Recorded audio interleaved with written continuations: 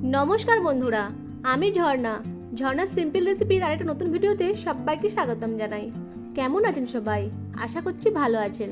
আজকে আমি ময়দা আর আলু দিয়ে বানানো যায় এরকম একটা নাস্তা রেসিপি শেয়ার করব, যেটা সকালে বা বিকেলের জন্য বানাতে পারেন, আবার চাইলে বাচ্চাদের টিফিনেও বানিয়ে দিতে পারেন। রেগুলার নাস্তা একটু ঘুরিয়ে বানালে খেতে দারুণ মজার হয়। এই নাস্তাটি বাড়িতে থাকা উপকরণ দিয়েই তৈরি করা যায় আর খেতেও খুবই মজার হয়। চলুন তাহলে রেসিপিটা শুরু করি। এই স্ন্যাক্স বা নাস্তাটা বানানোর জন্য প্রথমেই আমি একটা মিক্সিং বলে মেজারিং কাপের 1 কাপ ময়দা নিয়ে নেব। দিয়ে দেব হাফ টেবিল স্পুন লবণ আর 1 টেবিল স্পুন রিফাইন অয়েল। লবণ আর তেলটাকে ময়দার সাথে খুব ভালো করে মিশিয়ে নেব। এবার অল্প অল্প জল যোগ করে একটা ডো তৈরি করে নেব।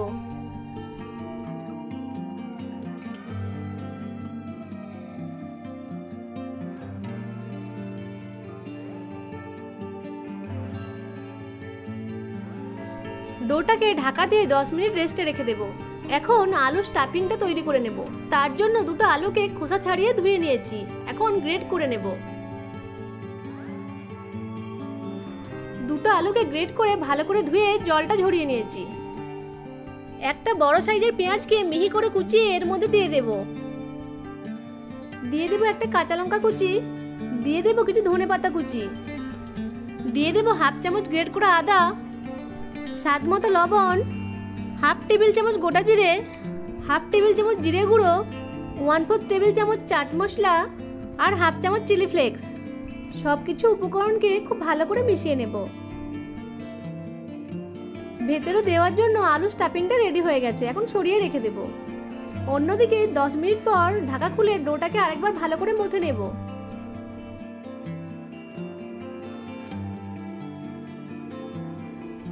এখন একটা ছুরির সাহায্যে ডোটাকে 4 ভাগে ভাগ করে নেব।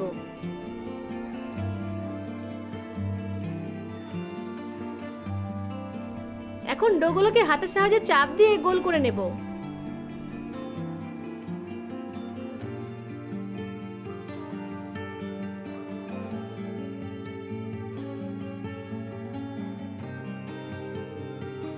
এক ভাগ ডো নিয়ে উপর থেকে কিছুটা ময়দা ছড়িয়ে দেব।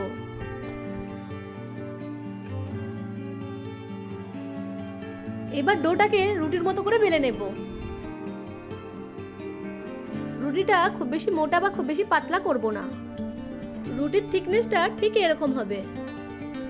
এক এক করে সব রুটিগুলোই বেলে নেব। সব রুটিগুলো বেলা হয়ে গেছে। এখন এখান থেকে একটা রুটি নিয়ে নেব। রুটির উপর 1 চামচ টমেটো সস দিয়ে চামচের সাহায্যে ছড়িয়ে নেব।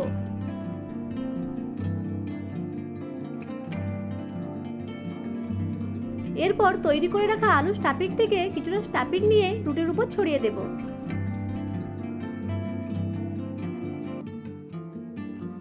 এখন এর উপর আরেকটা রুটি দিয়ে কভার করে দেব। সাইডগুলো আঙুলের সাহায্যে চাপ দিয়ে দিয়ে ভালো করে সিল করে নেব।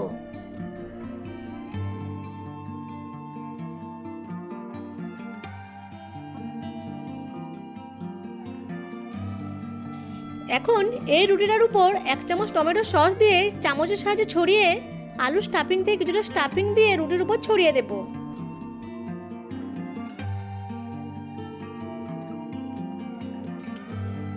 আবার অন্য একটা রুটি দিয়ে এটি কভার করে সাইডগুলো ভালো করে সিল করে দেব।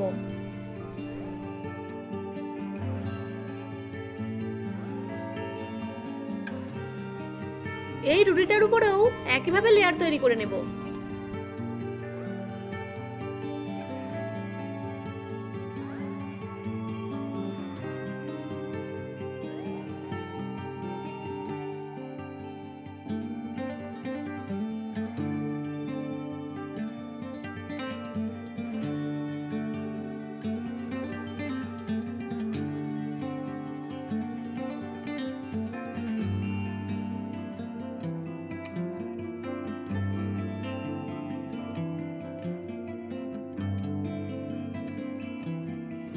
এখন একটা প্লেটে কিছুটা রিফাইন তেল নিয়ে তেল ব্রাশ করে নেব।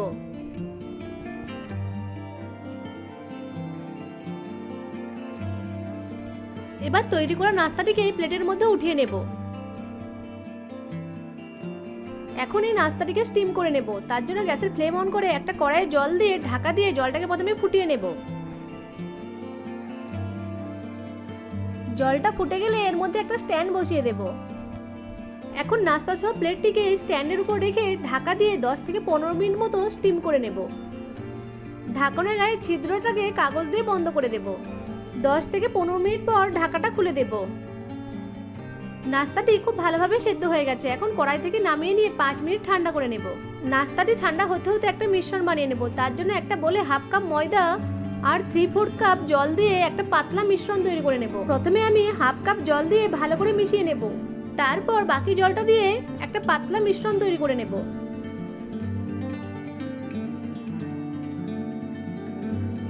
1/4 টেবিল স্পুন লবণ দিয়ে ভালো করে মিশিয়ে নেব। ময়দার মিশ্রণটা তৈরি হয়ে গেছে। ওইদিকে নাস্তাটিও ঠান্ডা হয়ে গেছে। এখন নাস্তাটিকে ছুরির সাহায্যে কেটে নেব।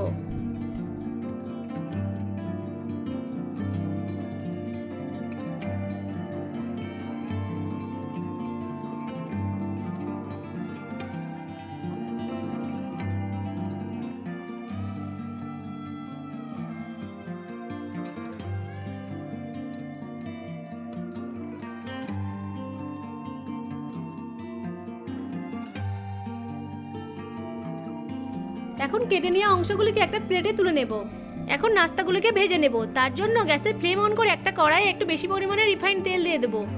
তেলটাকে ভালো করে গরম করে নেব। এখন একটা করে নাস্তা নিয়ে রেডি করে রাখা ময়দার মিশ্রণে ডিপ করে তেলের মধ্যে ছেড়ে দেব।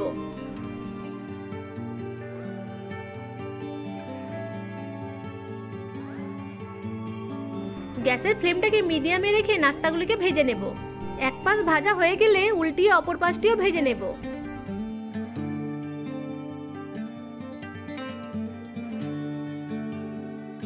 নাস্তাগুলো ভাজা হয়ে গেছে। এখন তেল ঝরিয়ে তুলে নেব।